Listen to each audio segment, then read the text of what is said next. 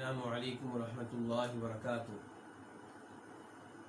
ان الحمد للہ نحمده ونستعینه ونستغفره ونعوذ باللہ من شرور انفسنا ومن سیئات اعمالنا من يهده الله فلا مضل له ومن يضلل فلا هادي له واشهد ان لا اله الا الله وحده لا شريك له واشهد ان محمدا عبده ورسوله. يا أيها الذين آمنوا اتقوا الله حق تقاته ولا تموتن إلا وأنتم مسلمون. يا أيها الناس اتقوا ربكم الذي خلقكم من نفس واحدة وخلق منها زوجها وبث منهما رجالا كثيرا ونساء واتقوا الله الذي تساءلون به والأرحام إن الله كان عليكم رقيبا. يا أيها الذين آمنوا اتقوا الله وقولوا قولا سديدا يصلح لكم أعمالكم ويغفر لكم ذنوبكم ومن يطع الله ورسوله فقد فاز فوزا عظيما. أما بعد فإن خير الحديث كتاب الله وخير الهدي هدي محمد صلى الله عليه وسلم وشر الأمور محدثاتها وكل محدثة بدعة وكل بدعة ضلالة وكل ضلالة في النار. الوافی بما فی الصحیحین، یہ وہ کتاب ہے جو صحیح بخاری اور صحیح مسلم کی تمام احادیث پہ مشتمل ہے. اس میں 10 مقاصد ہیں. پہلے مقصد کا تعلق عقیدہ سے، دوسرے کا علم اور علم کے مصادر سے، اور تیسرے کا تعلق عبادات سے ہے. تیسرا مقصد جو عبادات پہ مشتمل ہے، اس میں کئی کتب ہیں. پہلی کتاب طہارت سے تعلق رکھتی ہے، اور پہلی کتاب میں کئی فصلیں ہیں، تقریباً 5 فصلیں ہیں. پہلی فصل اس کا تعلق الطہارۃ من النجاسات سے ہے، پلید چیزوں سے پاکیزگی حاصل کرنا، پلید چیزوں سے پاک رہنا. اور اس پہلی فصل میں کئی ابواب ہیں. آج ہم پڑھیں گے باب نمبر 4، باب البول قائما، کھڑے ہو کر پیشاب کرنا. حدیث نمبر 274 274 قاف. اس حدیث کو روایت کرنے پہ اتفاق ہے امام بخاری کا اور امام مسلم کا.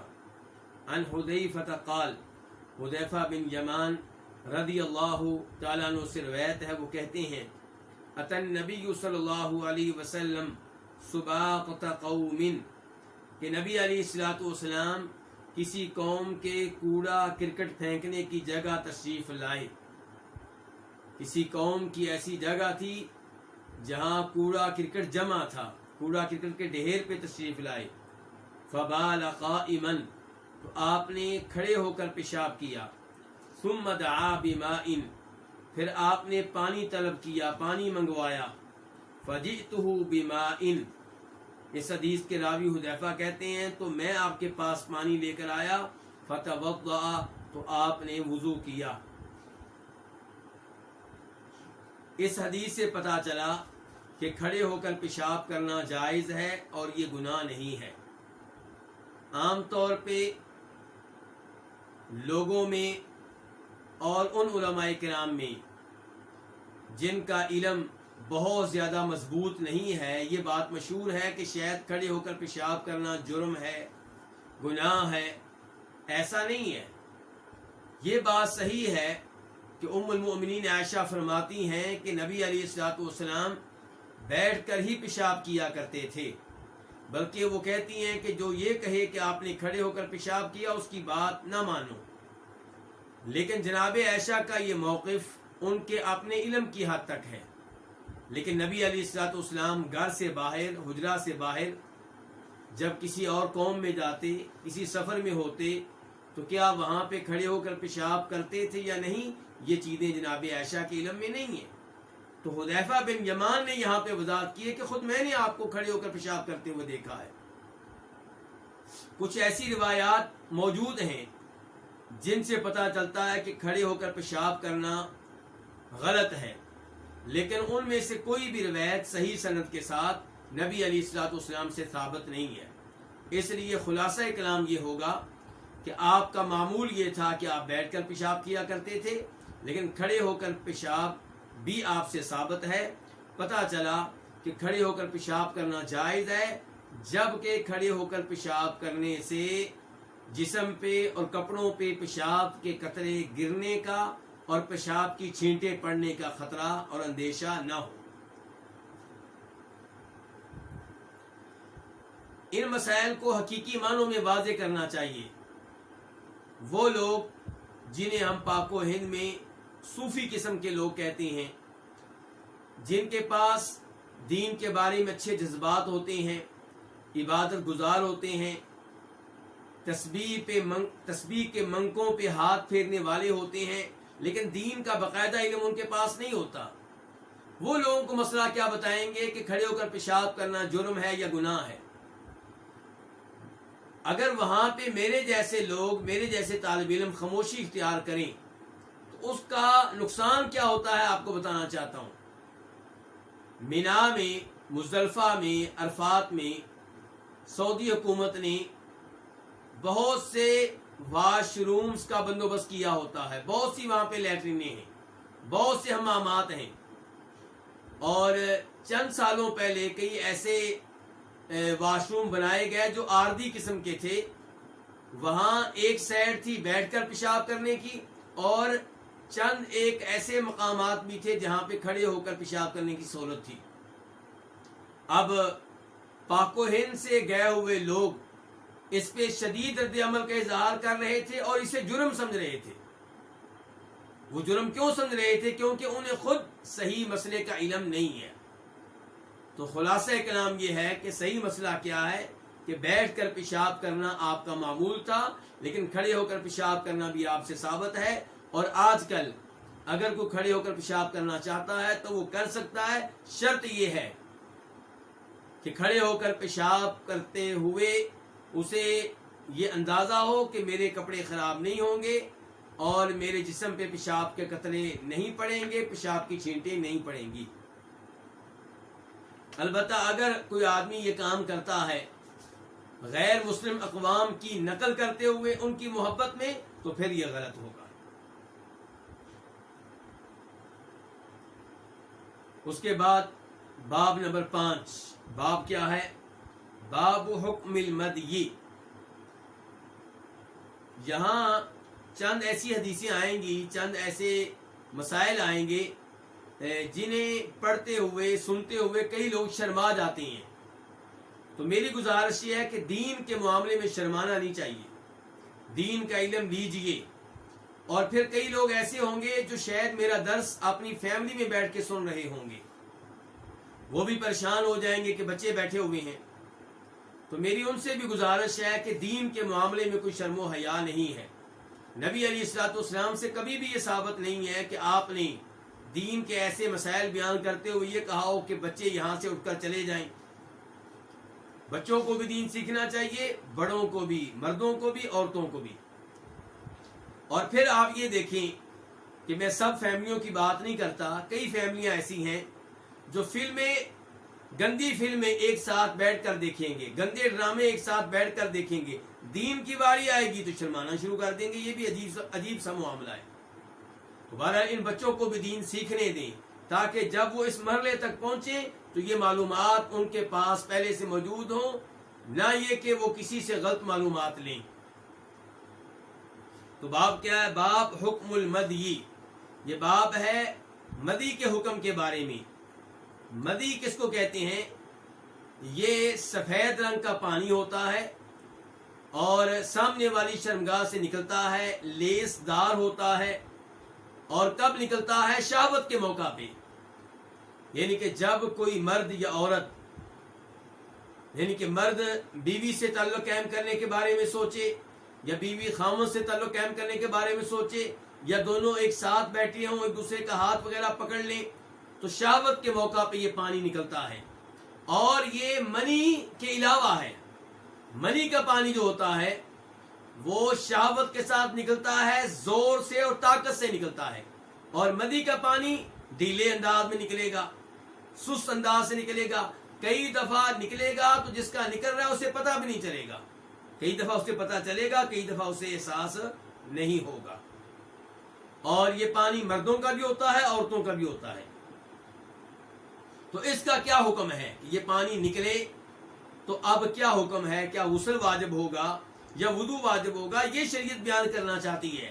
ورنہ شریعت کا مقصد آپ کو جنسی معلومات دینا نہیں ہے، شریعت کا مقصد طہارت اور اس قسم کے امور کو واضح کرنا ہے۔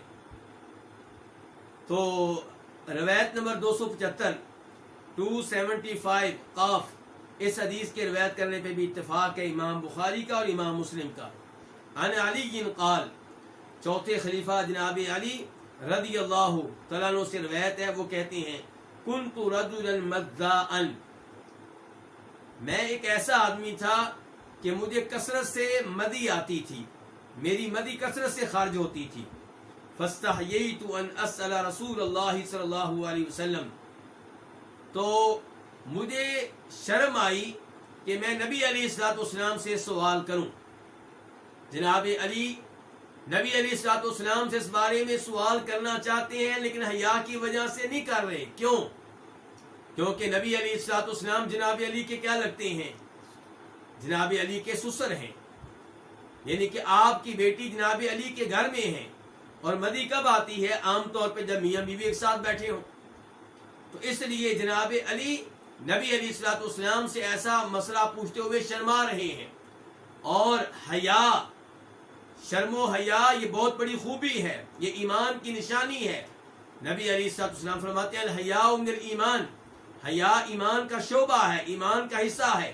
اور آج غیر مسلم اقوام مسلمانوں سے حیا کو ختم کرنا چاہتے ہیں، وہ چاہتے ہیں کہ مسلمان لڑکے اور لڑکیاں بے حیا ہو جائیں، ان میں بے حیائی عام ہو جائے، لڑکے کو یہ کہتے ہوئے شرم نہ آئے کہ یہ لڑکی میری دوست ہے، اور لڑکی کو یہ کہتے ہوئے شرم نہ آئے کہ یہ لڑکا میرا دوست ہے۔ یہ کلچر ہے جو وہ فروغ دینا چاہتے ہیں، جبکہ اسلام کہتا ہے کہ حیا برقرار رہے۔ تو یہاں دیکھیے جناب علی میں حیا موجود ہے، لیکن حیا اس قدر نہ ہو کہ جو دین کا علم سیکھنے میں رکاوٹ بن جائے۔ جناب علی نبی علیہ الصلوۃ والسلام سے سوال کرتے ہوئے شرما رہے ہیں، تو اس کا مطلب یہ نہیں ہے کہ یہ مسئلہ پوچھا ہی نہیں، دریافت ہی نہیں کیا، نہیں، اس کا متبادل حل تلاش کیا۔ وہ کیا کہتے ہیں فامرت المقداد بن الاسود، میں نے مقداد بن اسود کو حکم دیا، ان سے میں نے کہا فسألہ، تو انہوں نے نبی علیہ الصلوۃ والسلام سے یہ سوال کیا۔ فقال، تو آپ علیہ الصلوۃ والسلام نے فرمایا فیہ الوضوء، اس کی وجہ سے وضو کرنا ہوگا، اس کی وجہ سے وضو ہوگا۔ تو دیکھیے جناب علی نے علم لیا ہے اور اللہ کے رسول کا علم لیا ہے، لیکن درمیان میں ایک آدمی کو ڈال دیا ہے۔ تو حیا بھی رہے اور دین بھی سیکھا جائے، قرآن سیکھا جائے، احادیث سیکھی جائیں، دین کے مسائل پوچھے جائیں۔ اور اس سے یہ بھی پتا چلا کہ میاں بیوی اگرچہ آپس میں تعلق قائم کر سکتے ہیں، لیکن سسر کے سامنے، ساس کے سامنے، اپنے سالوں کے سامنے ایسی حرکتیں کرنا یہ مناسب نہیں ہے۔ میاں بیوی کا تعلق یہ تنہائی میں ہے، علیحدگی میں ہے۔ بچوں کے سامنے، دوسرے لوگوں کے سامنے عجیب و غریب حرکتیں کرنا، ان سے دور رہنا چاہیے۔ اور اس سے یہ پتا چلا کہ داماد کو چاہیے کہ اپنے سسر کا احترام کرے۔ اور یہ بھی پتا چلا کہ مدی کی وجہ سے وضو ٹوٹ جائے گا، اگر آپ نماز پڑھنا چاہتے ہیں تو نیا وضو کرنا ہوگا۔ اور کیا کرنا ہوگا؟ یہ والی مسلم اور مسلم کی روایت میں ہے توضا، کہ وضو کرو، آپ نے کہا وضو کرو، یعنی کہ جب مدی نکلے کیا کرو؟ وضو کرو۔ وانضح فرجک، اور اپنی شرمگاہ کو دھو لو۔ انزا کا ایک معنی ہوتا ہے چھڑکاؤ کرنا اور ایک معنی ہوتا ہے دھونا، یہاں پہ دھونا مراد ہے۔ توضا وضو کر لو، وانضح فرجک، اور اپنی شرمگاہ کو دھو لو۔ ولاہ، اور مسلم کی ایک روایت میں یہ الفاظ ہیں کہ یغسل ذکرہ، کہ ایسا آدمی اپنی شرمگاہ کو دھو لے، ان کے جہاں سے مدی نکلی ہے اس شرمگاہ کو دھو لے، ویتوضا، اور وضو کر لے۔ تو پتہ چلا کہ منی سے غسل واجب ہوتا ہے، مدی سے غسل واجب نہیں ہوتا، وضو ٹوٹ جاتا ہے۔ اور اگر نماز پڑھنا چاہتے ہیں تو وضو کر لیں اور شرمگاہ کو بھی دھونا پڑے گا۔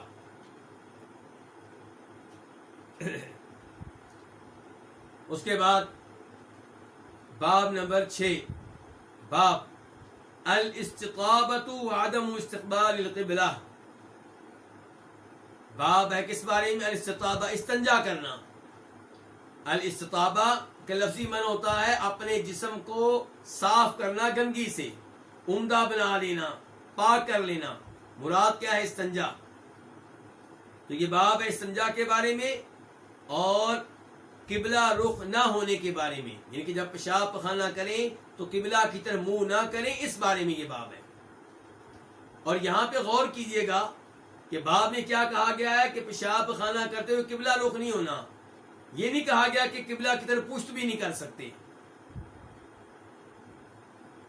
یہ باب کی حد تک میں نے بات کہی ہے، باب کی وضاحت کی ہے۔ اب آتے ہیں روایات کی طرف، احادیث کی طرف۔ حدیث نمبر 276 276 قاف، اس حدیث کے روایت کرنے پہ اتفاق ہے کس کا؟ امام بخاری کا اور امام مسلم کا۔ عن ابی ایوب الانصاری، ابو ایوب انصاری سے روایت ہے۔ ابو ایوب انصاری، ان کا نام کیا؟ خالد بن زید۔ ان النبی صلی اللہ علیہ وسلم قال، کہ نبی صلی اللہ علیہ وسلم نے فرمایا، اذا اتیتم الغائط، جب تم قضائے حاجت کی جگہ آؤ، اتیتم تم آؤ، الغائط قضائے حاجت کی جگہ، فلا تستقبلوا القبلہ، تو تم قبلہ کی طرف منہ نہ کرو، ولا تستدبروها، اور نہ اس کی جانب پشت کرو، نہ قبلہ کی طرف پشت کرو، ولکن شرقوا او غربوا، لیکن مشرق یا مغرب کی طرف منہ کر لو۔ نبی علیہ الصلوۃ والسلام کے الفاظ کن کے لیے؟ اہل مدینہ کے لیے۔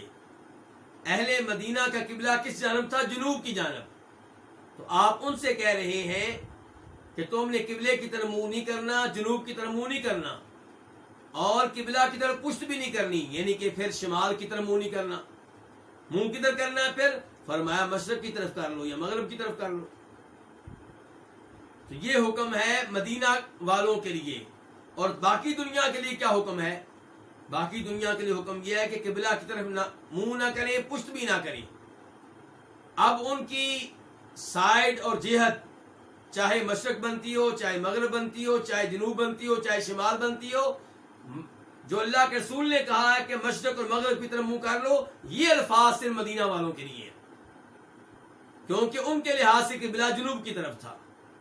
باقی جو ممالک ہیں، باقی جو مختلف شہروں کے لوگ ہیں، وہ اپنی وہ جانب دیکھ لیں جو قبلہ کی طرف ہے، اس طرف منہ نہیں کرنا پیشاب کرتے ہوئے، نہ پشت کرنی ہے۔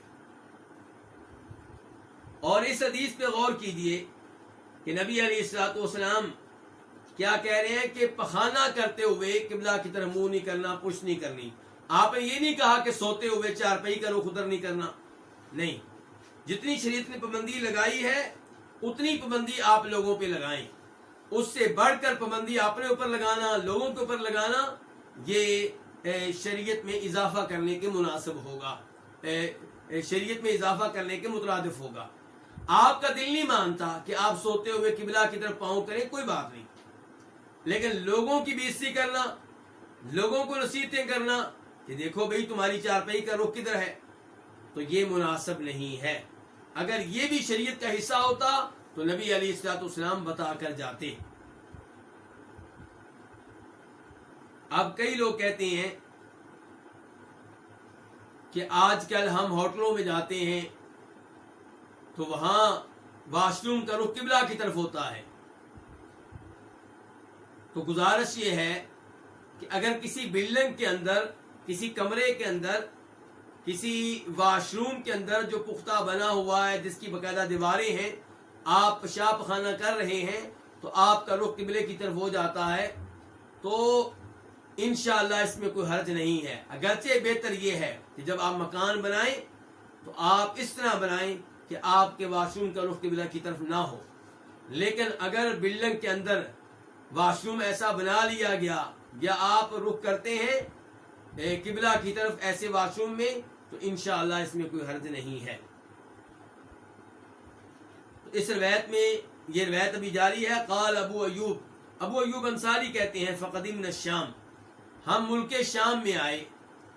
فوجدنا مراحیض بنیت قبل القبلہ، تو ہم نے مراحیض واش روم، مرحاض کی جمع بیت الخلاء لیٹرین، تو ہم نے پایا بیت الخلاء کو کہ بنیت انہیں بنایا گیا تھا قبل القبلہ، قبلہ کی جانب، ان کا رخ جو کیا گیا تھا وہ قبلے کی طرف کیا گیا تھا. فننحرف، تو ہم ٹیڑھے ہوتے، یعنی کہ جب ان واش روموں میں داخل ہوتے قضائے حاجت کرتے تو ہم ٹیڑھے ہو کر بیٹھتے تھے تاکہ ہمارا پورا منہ قبلے کی طرف نہ ہو، تھوڑی بہت بچت ہو جائے، جتنی طاقت ہے اس کے مطابق بچت کیا کرتے تھے. ونستغفر اللہ تعالی، اور ہم اللہ تعالی سے معافی طلب کیا کرتے تھے، بخشش طلب کیا کرتے تھے. اب آپ کہیں گے کہ ابو ایوب انصاری تو بلنگ کے اندر بھی پرہیز کر رہے ہیں، بلنگ کے اندر بھی قبلہ رخ ہونے سے اجتناب کر رہے ہیں. بالکل ایسا ہی ہے، اور اگر کوئی پرہیز کرتا ہے تو اچھی بات ہے. دوسرے نمبر پہ یوں لگتا ہے کہ ابو ایوب انصاری کو اس حدیث کا علم نہیں تھا جس حدیث میں عبداللہ بن عمر کہتے ہیں کہ میں ایک دفعہ اپنے کسی گھر کی چھت پہ چڑھا تو نبی علیہ الصلوۃ والسلام کو دیکھا کہ آپ قضائے حاجت کر رہے تھے اور آپ کا چہرہ فلسطین کی طرف تھا، شام کی طرف تھا، بیت المقدس کی طرف تھا، یعنی کہ آپ کی پشت کس طرف تھی؟ کعبہ کی طرف تھی. تو اس سے کیا پتا چلا کہ جب آپ کسی گھر میں ہوں، کسی بلڈنگ میں ہوں، وہاں قضائے حاجت کر رہے ہوں تو آپ کا منہ یا پشت قبلہ کی طرف ہو جائے تو انشاءاللہ اس میں کوئی حرج نہیں ہے. عبداللہ بن عمر نے نبی علیہ الصلوۃ والسلام کو ایسا کرتے ہوئے کہاں دیکھا تھا؟ ام المؤمنین حفصہ کے گھر پہ دیکھا تھا. اس کے بعد حدیث نمبر 277 277 میم، اس حدیث کو روایت کیا کس نے؟ امام مسلم نے. عن سلمان، روایت ہے کس سے؟ سلمان سے. کون سے سلمان؟ سلمان فارسی رضی اللہ تعالی عنہ. قال، وہ کہتے ہیں، کون کہتے ہیں؟ بظاہر لگتا ہے کہ یہ سلمان فارسی کہتے ہوں، لیکن ایسا نہیں ہے. عن سلمان کے بعد قال جو ہے اس سے مراد وہ آدمی ہے جو سلمان فارسی سے روایت کر رہا ہے اور اس کا نام ہے عبد الرحمن بن یزید. عبد الرحمن یزید جو سلمان فارسی کے شاگرد ہیں، اس حدیث کے بیان کرنے میں ان کے بارے میں ہے قالا، سلمان سے روایت ہے قالا. سلمان کے شاگرد عبد الرحمن بن یزید کہتے ہیں قیل لہو، ان سے کہا گیا، کن سے؟ سلمان فارسی سے. کیا کہا گیا؟ قد علمکم نبیکم صلی اللہ علیہ وسلم کل شیء، یقیناً تمہارے نبی نے تمہیں ہر چیز کی تعلیم دی ہے، حتی الخراء، یہاں تک کہ پخانہ کرنے کے طریقے کی. الخراء، پخانہ کرنے کا طریقہ، پخانہ کرنے کی کیفیت. اور یہ الفاظ دلیل ہیں کہ کافر بھی گواہی دیتے ہیں کہ ہمارے نبی علیہ الصلوۃ والسلام نے دین پورے کا پورا سکھا دیا. دین کی کوئی ایسی چیز نہیں ہے جس کی ضرورت ہو اور آپ نے نہ بتائی ہو. سلمان فارسی سے یہ کہا جا رہا ہے، اگرچہ طنزاً کہا جا رہا ہے، مذاق اڑاتے ہوئے کہا جا رہا ہے، لیکن وہ یہ حقیقت مان رہے ہیں کہ تمہاری نبی نے تمہیں ہر چیز کی تعلیم دے دی ہے، حتی الخراء، یہاں تک کہ پخانہ کرنے کے طریقے کی. قال، وہ کہتے ہیں کون؟ عبد الرحمن بن یزید، سلمان فارسی کے شاگرد. فقال، تو انہوں نے کہا، کنہوں نے؟ سلمان فارسی نے. اجل، ہاں، یعنی کہ بالکل ایسا ہی ہے، ہمارے نبی نے ہمیں ہر چیز کی تعلیم دے دی ہے، حتیٰ کہ پخانہ کرنے کی بھی تعلیم دے دی ہے. سلمان فارسی نے ان کے ان الفاظ کی تائید کی.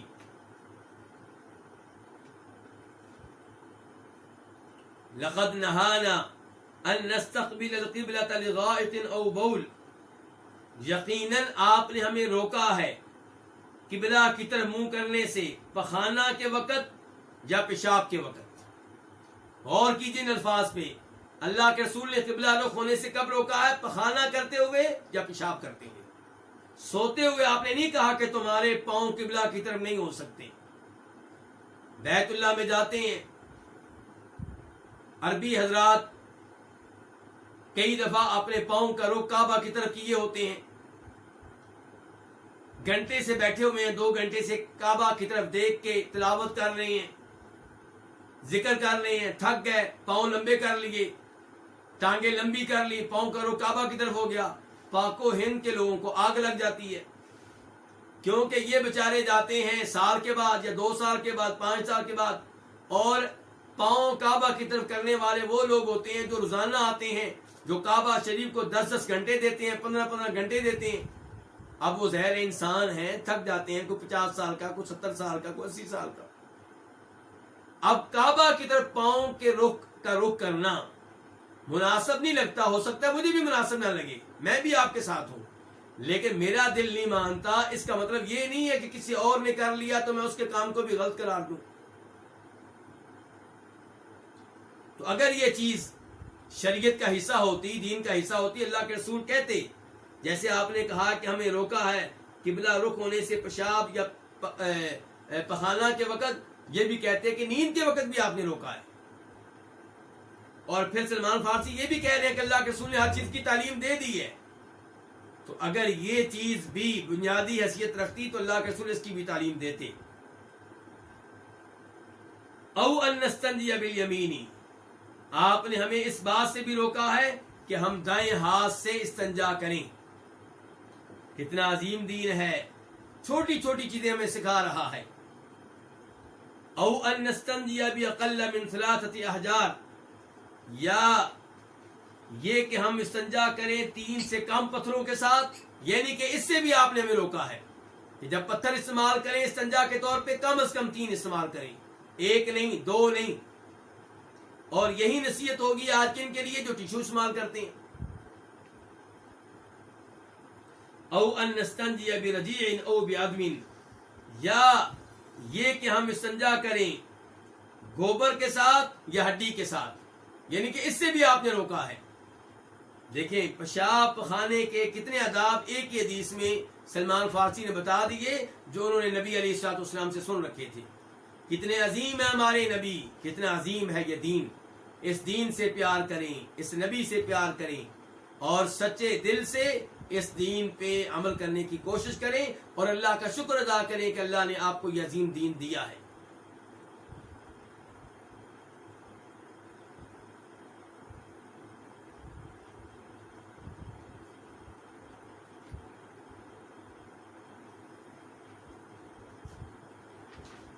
تو اس روایت میں سلمان فارسی نے کیا کہا ہے کہ اللہ کے رسول نے پخانہ یا پیشاب کے وقت قبلہ رخ ہونے سے روکا ہے.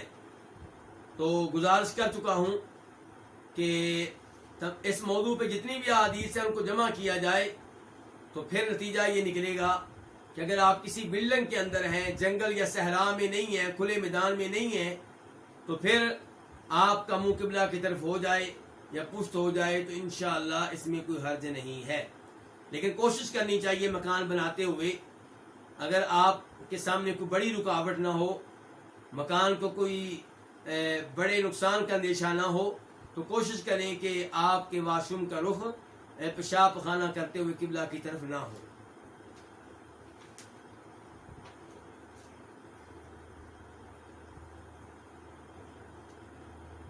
باب نمبر 7, باب ما یقول عند الخلاء, قضائے حاجت کے موقع پہ کیا کہے. خلا یعنی کہ جب کوئی آدمی قضائے حاجت کرنے لگے اس موقع پہ کیا دعا پڑھے, کیا الفاظ کہے. حدیث نمبر 278 278 قاف.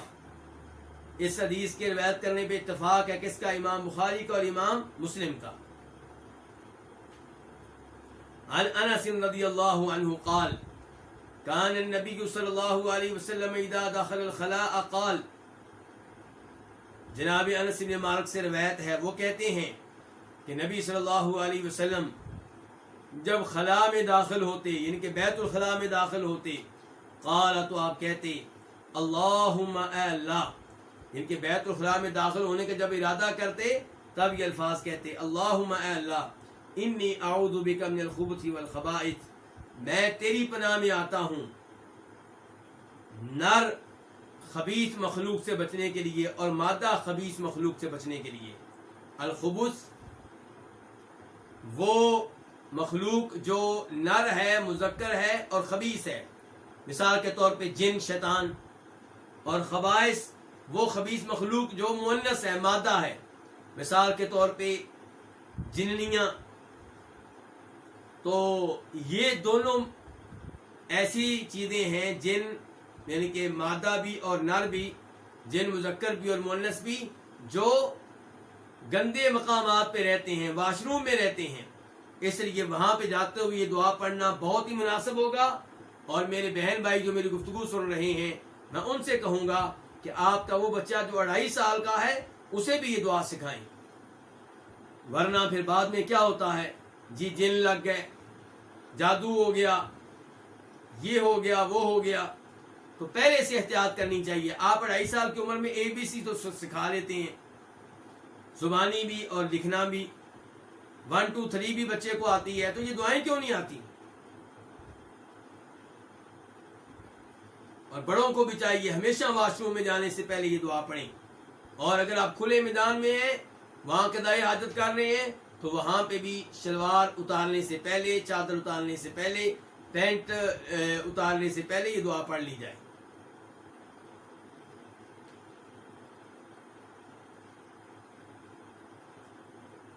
اور کچھ روایات سے یہ بھی ثابت ہے کہ اس سے پہلے بسم اللہ پڑھ لی جائے. اب پھر کیا ہو جائے گا؟ بسم اللہ اللہم انی اعوذ بک من الخبث والخبائث. اور اس روایت میں یہ بھی آتا ہے کہ جنوں کی آنکھوں اور انسان کی شرمگاہ میں جو چیز پردہ کا کردار ادا کرتی ہے وہ بسم اللہ ہے. یعنی کہ بسم اللہ پڑھیں گے تو آپ نے پردہ کر لیا. کن سے؟ جنوں سے.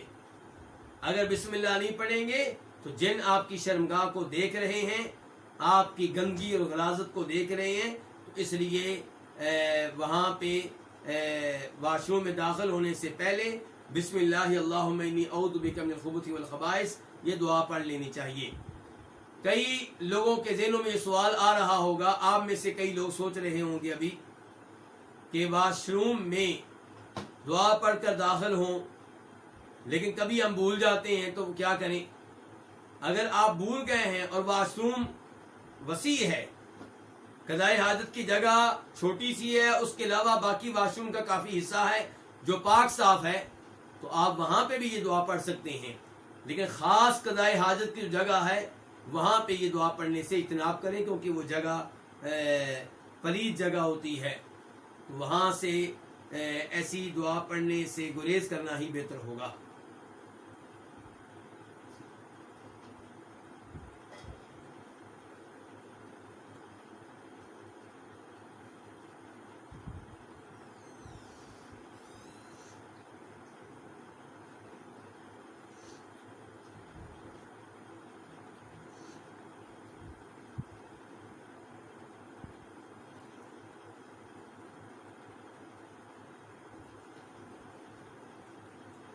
باب نمبر 8، باب لا کلام عند البولی، پیشاب کے موقع پہ گفتگو نہیں کی جائے گی. حدیث نمبر 279 279 میم. اس حدیث کو روایت کیا کس نے؟ امام مسلم نے. عن ابن عمر، عبداللہ بن عمر رضی اللہ عنہ سے روایت ہے، ان رجلا مر، کہ ایک آدمی گزرا، ورسول اللہ صلی اللہ علیہ وسلم یبول، جبکہ نبی علیہ الصلوۃ والسلام پیشاب کر رہے تھے. فسلم، تو اس آدمی نے سلام کہا. فلم يرد علیہ، تو آپ نے اسے سلام کا جواب نہیں دیا. اس سے کیا مسئلہ اخذ ہوا کہ پیشاب کرتے وقت گفتگو نہیں کی جائے گی. کیسے یہ مسئلہ یہاں سے اخذ ہوا؟ کیونکہ نبی علیہ الصلوۃ والسلام کی حدیث سے پتہ چلتا ہے کہ سلام کا جواب دینا واجب ہے، ضروری ہے، لازمی ہے. سلام کہنا ثواب ہے، سنت افضل ہے، لیکن سلام کا جواب دینا یہ فرض ہے، یہ لازمی ہے، ضروری ہے. تو آپ نے سلام کا جواب نہیں دیا، اس کا مطلب یہ ہے کہ وہاں پہ سلام کا جواب دینا مناسب نہیں تھا، گفتگو کرنا مناسب نہیں تھا، اسی لیے آپ نے اس موقع پہ سلام کا جواب نہیں دیا۔ تو یہاں سے علماء نے مسئلہ اخذ کیا ہے کہ پیشاب کرتے ہوئے گفتگو کرنے سے اجتناب کرنا چاہیے، لیکن اگر کوئی حاجت ہو تو گفتگو کر سکتے ہیں۔ مثال کے طور پہ پانی نہیں ہے، آپ کسی سے پانی مانگتے ہیں، یا اس قسم کی کوئی اور صورتحال ہے، تو تب گفتگو کرنا جائز ہوگا۔ اور یہ پیشاب خانہ کے موقع پہ ہے۔ غسل کرتے ہوئے گفتگو کرنا صحابہ کرام رضوان اللہ علیہ مجمعین سے ثابت ہے، اس میں انشاءاللہ کوئی حرج نہیں ہے۔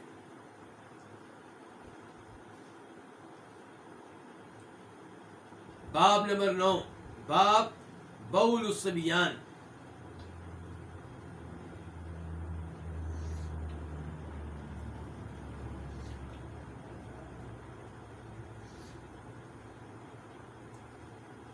یہ باب ہے بچوں کے پیشاب کے بارے میں۔ حدیث نمبر 280 قاف۔ اس حدیث کی روایت کرنے پہ اتفاق ہے کس کا؟ امام بخاری کا اور امام مسلم کا۔ یعنی کہ اس باب میں تذکرہ ہوگا اس بات کا کہ بچہ پیشاب کر دے آپ کے کپڑوں پہ تو کیا حکم ہے۔ تو اس حدیث سے پتہ چلے گا کہ بچہ اگر پیشاب کر دے، اس حدیث سے اور دیگر احادیث کو ملا کر نتیجہ یہ نکلے گا کہ اگر بچہ ایسا ہے جو صرف دودھ پیتا ہے، کھانا وغیرہ نہیں کھاتا، اتنا چھوٹا بچہ ہے، اور وہ لڑکا ہے، وہ پیشاب کر دے آپ کے کپڑوں پہ، تو پیشاب کی جگہ پہ پانی کا چھڑکاؤ کافی ہوگا، دھونا ضروری نہیں ہے۔ لیکن اگر پیشاب کیا ہے لڑکی نے تو پھر اسے دھونا ضروری ہوگا۔ آپ کہیں گے یہ فرق کیوں؟ اس کا جواب یہ ہے کہ یہ فرق نبی علیہ الصلوۃ والسلام کی طرف سے ہے، اور جو بات آپ نے کہہ دی ہم نے مان لی، دل سے بھی اور ظاہری طور پہ بھی۔ دل پہ بھی یقین ہونا چاہیے کہ جو اللہ کے رسول نے کہا یہی حق سچ ہے، مجھے اس کی حکمت معلوم ہو یا نہ ہو، اسی میں خیر ہے، اسی میں کوئی حکمت ہے، یہی حق ہے۔ لیکن علماء کرام نے یہ لکھا ہے واللہ عالم کہ لڑکے جب پیشاب کرتے ہیں تو وہ اتنا اس میں یعنی کہ حرارت کی وجہ سے وہ ہلکا ہوتا ہے، تو اس کے اوپر چھڑکاؤ کر دیا جائے کافی ہے۔ لڑکیوں کا پیشاب ہلکا نہیں ہوتا، بھاری ہوتا ہے، تو اسے جب تک نہیں دھویا جائے گا تو وہ غلاظت صاف نہیں ہوگی، وہ پلیدگی دور نہیں ہوگی۔ تو حدیث نمبر 280 قاف۔ اس حدیث کے روایت کرنے پہ اتفاق ہے امام بخاری کا اور امام مسلم کا۔ عن عائشہ رضی اللہ عنہا، ام المؤمنین عائشہ رضی اللہ عنہا سے روایت ہے، قالت، وہ کہتی ہیں، کان النبی صلی اللہ علیہ وسلم یؤتی بالصبیان، کہ نبی علیہ الصلوۃ والسلام کے پاس بچوں کو لایا جاتا، فیدعو لہم، تو آپ ان کے لیے دعائیں کرتے۔ فاوتی بصبی، تو ایک بچے کو آپ کے پاس لایا گیا، فبال علی ثوبہ، تو اس بچے نے آپ کے کپڑے پہ پیشاب کر دیا، فدعا بماء، تو آپ نے پانی منگوایا، فاتبعہ ایاہ، تو اس پانی کو اس پیشاب کی جگہ پہ لگایا، وہاں پہ وہ پانی ڈالا، ولم یغسلہ، اور آپ نے اس جگہ کو نہیں دھویا۔ تو ابو داؤد میں 3-4 روایتیں آتی ہیں جن سے پتہ چلتا ہے کہ نبی علیہ السلام فرماتے انما یغسل من بول الانثى، کہ جب لڑکی پیشاب کر دے تو اس پیشاب کو دھویا جائے گا، وینضح من بول الذکر، اور لڑکا پیشاب کر دے تو چھڑکاؤ کافی ہوگا۔ اور یہ کب تک ہے؟ جب تک کہ یہ لڑکا کھانا کھانا شروع نہ کر دے۔ جب یہ کھانا کھانے کا آغاز کر دے تو پھر اس کے پیشاب کو بھی اچھی طرح دھویا جائے گا۔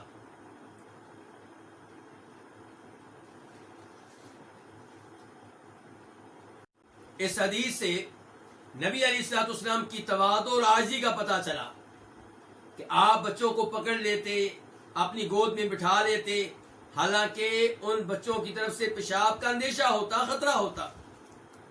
آج کل کے بچے پیمپر وغیرہ پہنتے ہیں، لیکن اس زمانے کے بچوں کی سہولت حاصل نہیں تھی. اس کے باوجود آپ کا ان بچوں کو اپنی گود میں بٹھا لینا یہ آپ کے عظیم اخلاق اور اس بات کی دلیل ہے کہ آپ کے دل میں کتنی محبت تھی بچوں کے لیے. اور پھر بچے نے پیشاب کر دیا تب بھی آپ نے اسے برا بلا نہیں کہا، تب بھی آپ نے اس کی ماں کو برا بلا نہیں کہا. بڑے پیار سے آپ نے پانی منگوایا اور اپنے کپڑوں پہ پانی کا چھڑکاؤ کروا دیا یا چھڑکاؤ کر لیا، اور اس کے بعد آپ نے یہ مسئلہ بھی بتایا جیسا کہ دیگر روایات سے پتہ چلتا ہے. باب نمبر 10، باب حکم المنی.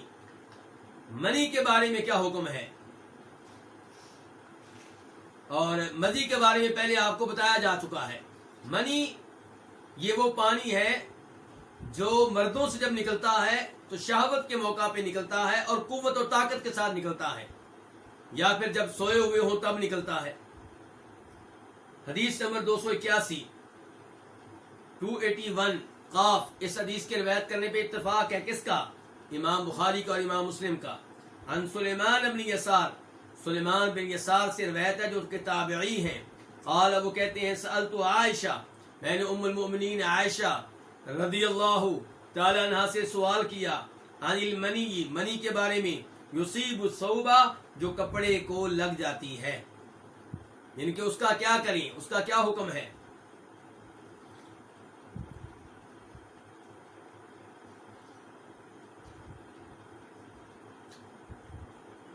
نوٹ کیجئے گا، ام المومنین عائشہ خاتون ہیں، سوال کرنے والے مرد ہیں. پتہ چلا کہ دین لینے کے معاملے میں، حق بات معلوم کرنے کے معاملے میں، شریعت سیکھنے کے معاملے میں کوئی شرم و حیا نہیں ہے. سلیمان بن یسار ام المومنین عائشہ سے یہ سوال کر رہے ہیں، اپنی ماں سے یہ سوال کر رہے ہیں. فقالت، انہوں نے کہا، کس نے؟ ام المومنین عائشہ نے. کنت اغسلہ من ثوب رسول اللہ صلی اللہ علیہ وسلم، میں اسے دھو دیا کرتی تھی. کسے؟ اس منی کو، نبی علیہ الصلوۃ والسلام کے کپڑے سے. فیخرج الی الصلاۃ، تو آپ نماز کے لیے نکلتے. واثر الغسل فی ثوبہ، اور دھونے کا نشان آپ کے کپڑوں میں برقرار رہتا، موجود ہوتا. دھونے کے نشان سے کیا مراد ہے؟ بقع الماء، پانی کے دھبے. پانی سے دھویا گیا ہے تو پانی سے دھونے کا نشان موجود ہوتا اور آپ نماز کے لیے چلے جاتے. اس سے کیا پتا چلا؟ ایک تو پتا چلا کہ نبی علیہ الصلوۃ والسلام نے اتنی زیادہ شادیاں کی، ان شادیوں کی کئی حکمتیں ہیں. ایک حکمت یہ بھی تھی کہ آپ کی بیویاں لوگوں تک نبی علیہ الصلوۃ والسلام کی وہ احادیث پہنچائیں گی جن کا تعلق گھر سے ہے. اب یہ حدیث ابو بکر صدیق نہیں بتا سکتے، عمر فاروق نہیں بتا سکتے، یہ کون بتائیں گی؟ آپ کی بیویاں. اور ام المومنین عائشہ کو یہ داد حاصل ہے کہ انہوں نے تمام بیویوں سے بڑھ کر یہ حدیثیں صحابہ کرام کو بتائی ہیں. دوسرے نمبر پہ پتا چلا کہ خاوند بیوی سے خدمت لے سکتا ہے. آج کل کی عورتیں چونکہ انگلش پڑھ چکی ہیں، سائنس پڑھ چکی ہیں، میڈیکل پڑھ چکی ہیں، تو وہ خاوند کی ایسی خدمت کو عیب قرار دیتی ہیں، جرم سمجھتی ہیں. نہیں، ایسا نہیں ہے. آپ عورتیں، آج کل کی عورتیں ام المومنین عائشہ سے زیادہ پڑھی لکھی نہیں ہیں، ان سے زیادہ عزت والی نہیں ہیں، اور دیکھیں کیسے وہ نبی علیہ السلام کی خدمت کر رہی ہیں. دوسری طرف باہر جا کر کمانا، جاب کرنا، پیسے لے کر آنا، یہ عورت کی ذمہ داری نہیں ہے، یہ مرد کی ذمہ داری ہے.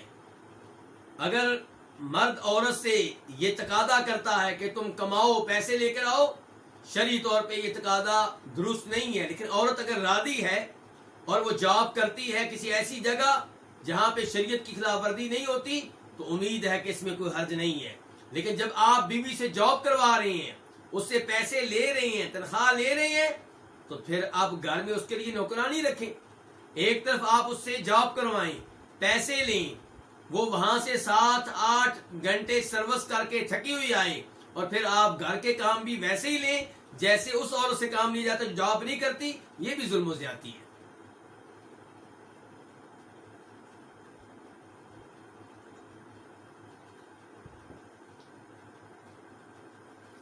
اور اس حدیث سے یہ بھی پتا چلا کہ اگر کپڑے پہ منی گر جائے تو اس کا مطلب یہ نہیں ہے کہ کپڑے تبدیل کرنا ضروری ہے، اسی کپڑے کا اتنا حصہ دھو لیا جائے جہاں پہ منی گری ہے، تو انہی کپڑوں میں نماز پڑھی جا سکتی ہے، وہ کپڑے پاک صاف ہیں۔ حدیث نمبر 282 282 میم، اس حدیث کو روایت کرنے والے کون ہیں؟ امام مسلم۔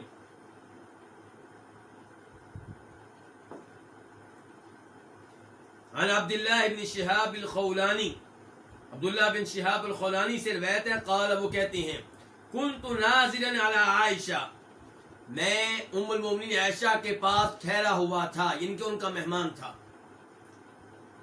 فاحتلمت فی ثوبیہ، مجھے میری دونوں چادروں میں احتلام ہو گیا۔ احتلام کس کو کہتے ہیں؟ رات کو جب کوئی سویا ہوا ہو اور اس حالت میں اس کی منی نکل آئے، کیونکہ وہ خواب دیکھ رہا ہے، بیوی کے بارے میں سوچ رہا ہے، اس قسم کے امور میں غور کر رہا ہے، تو کیا ہوگا؟ اس کا پانی نکل آئے گا، منی نکل آئے گی۔ تو رات کو سوئے ہوئے جو پانی نکلتا ہے اس کو کیا کہتے ہیں؟ احتلام۔ تو فاحتلمت فی ثوبیہ، ثوبیہ دونوں چادریں، یعنی کہ اوپر کی چادر جو قمیض کے طور پہ پہنتے تھے اور نیچے کی چادر جو شلوار کے طور پہ پہنتے تھے، تو مجھے احتلام ہوا میری دونوں چادروں میں، یعنی کہ یہ پانی دونوں چادروں کو لگ گیا۔ فغمستہما فی الماء، تو میں نے ان دونوں چادروں کو پانی میں ڈبو دیا۔ فرأتنی جاریۃ لعائشہ، تو مجھے ام المومنین عائشہ کی لونڈی نے دیکھ لیا۔ فاخبرتھا، اس لونڈی نے یہ بات انہیں بتا دی، کنہیں؟ ام المومنین عائشہ کو۔ فبعثت الی عائشہ، تو مجھے ام المومنین عائشہ نے پیغام بھیجا، یعنی کہ مجھے پیغام بھیجا کہ آؤ۔ فقالت، تو انہوں نے کہا، یعنی جب میں ان کے پاس پہنچا تو انہوں نے مجھے کہا، ما حملک علی ما صنعت بثوبیک، جو کچھ تو نے اپنی دو چادروں کے ساتھ کیا ہے، اس پہ تمہیں کس چیز نے آمادہ کیا ہے؟ یعنی کہ تو نے دونوں چادروں کو پانی میں ڈبو دیا، کیوں؟ کیا وجہ ہے، کیا سبب ہے؟ قال، وہ کہتے ہیں کون؟ عبداللہ بن شہاب الخولانی، قلت، میں نے کہا، رأیت ما یری النائم فی منامی، میں نے وہ دیکھا جو سونے والا اپنے خواب میں دیکھتا ہے، یعنی کہ مجھے احتلام ہو گیا۔ قالت، ام المومنین عائشہ نے کہا، ہل رأیت فیہما شیئا، کیا تو نے ان دو چادروں میں کوئی چیز دیکھی؟ منی کے قطرے نظر آئے، منی کا پانی نظر آیا؟ قلت لا، میں نے کہا نہیں۔ قالت، تو ام المومنین عائشہ نے کہا، فلو رأیت شیئا غسلتہ، اگر تم کوئی چیز دیکھتے تو اس کو دھو لیتے، تمہاری چادروں پہ منی نہیں تھی تو پھر تو انہیں دھونا ضروری ہی نہیں ہے، جب ان پہ کوئی چیز ہی نہیں ہے۔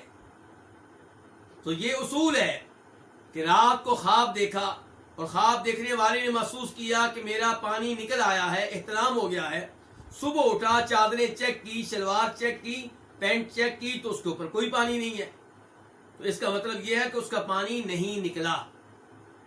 ام المومنین ایسا کہتے ہیں اگر نکل بھی آتا، فلو رأیت شیئا، اگر تم کوئی چیز دیکھ لیتے، غسلتہ، تو اسی کو دھو لیتے جس منی کو دیکھا ہے، پوری چادر کو دھونے کی ضرورت نہیں تھی۔ پھر کہا ام المومنین عائشہ نے، لقد رأیتنی، البتہ تحقیق میں نے خود کو دیکھا، اپنے آپ کو دیکھا، وانی لاحکہ من ثوب رسول اللہ، جبکہ میں اس کو کھرچ رہی ہوں، کس کو؟ منی کو، نبی علیہ الصلوۃ والسلام کے کپڑے سے، یا بسن اس حال میں کہ وہ خشک ہے، کھرچ رہی ہوں، بدفوری، اپنے ناخنوں کے ساتھ۔ کیا پتا چلا یہاں سے؟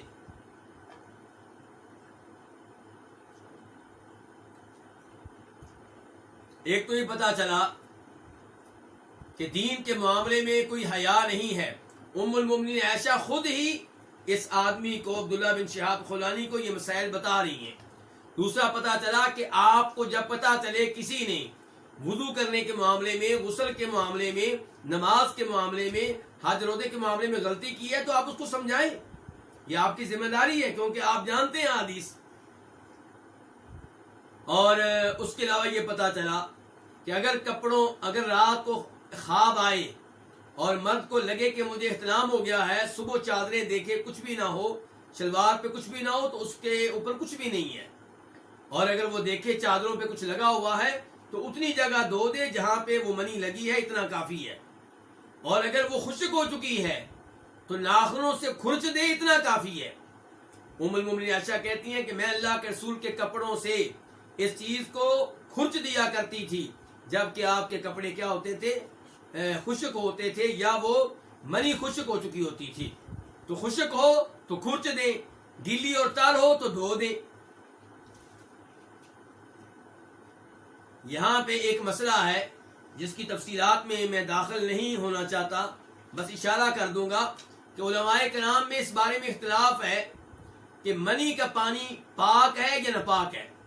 مدی کا ناپاک ہے، مدی جو پہلے آپ پڑھ چکے ہیں وہ ناپاک ہے، لیکن یہ پاک ہے یا ناپاک اس بارے میں اختلاف ہے۔ اس کے بارے میں کیسے پتہ چلا کہ ناپاک ہے؟ کیونکہ اللہ کے رسول نے حکم دیا کہ اس کو دھویا جائے، اور یہاں پہ ام المومنین عائشہ کہہ رہی ہیں کہ میں کبھی کھرچ دیا کرتی تھی، اس کا مطلب ہے اس موقع پہ دھوتی نہیں تھی، کبھی دھو دیتی کبھی کھرچ دیتی۔ تو کئی علماء کرام کا موقف ہے، اس کا مطلب یہ ہے کہ یہ پانی ناپاک نہیں ہے، پلید نہیں ہے۔ پلید نہیں ہے تو اس کا کیا مطلب ہے؟ کئی لوگ آگے سے تانا دیتے ہیں، جب کئی علماء یہ بیان کرتے ہیں کہ یہ پاک ہے اور پلید نہیں ہے، وہ تانا دیتے ہیں کہ اچھا پھر تم اسے کھاؤ گے، تو یہ تانا دینا مناسب نہیں ہے۔ پاک ہے کا مطلب یہ نہیں کہ اسے کھایا جائے، ہر پاک چیز کھائی نہیں جاتی۔ عبداللہ ابن عباس نے وضاحت کی ہے کہ یہ پانی جو ہے یہ بلغم کی طرح ہے، ناک سے گندگی نکلتی ہے اس کی طرح ہے۔ تو کیا بلغم کو ہم کھاتے ہیں؟ کیا ناک سے نکلنے والی گندگی کو ہم کھاتے ہیں؟ نہیں۔ لیکن کیا وہ گندگی پلید ہے؟ نہیں، پلید نہیں ہے۔ آپ نے دیکھا ہوگا کئی لوگ، اللہ ان کو ہدایت دے، وہ اپنی قمیض سے ہی اپنی گندگی صاف کر رہے ہوتے ہیں لوگوں کے سامنے۔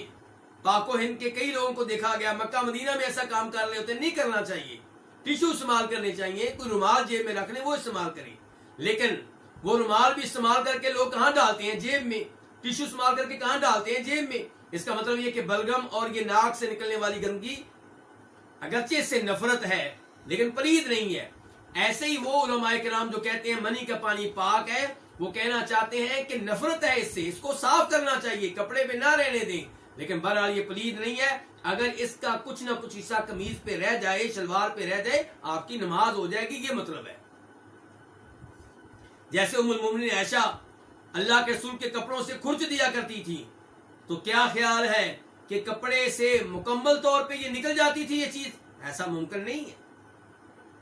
اور دوسرے علماء کرام کا خیال یہ ہے کہ یہ چیز پلید ہے، ناپاک ہے، کہتے ہیں اسی لیے تو ام المومنین عائشہ اس کو دھوتی تھی۔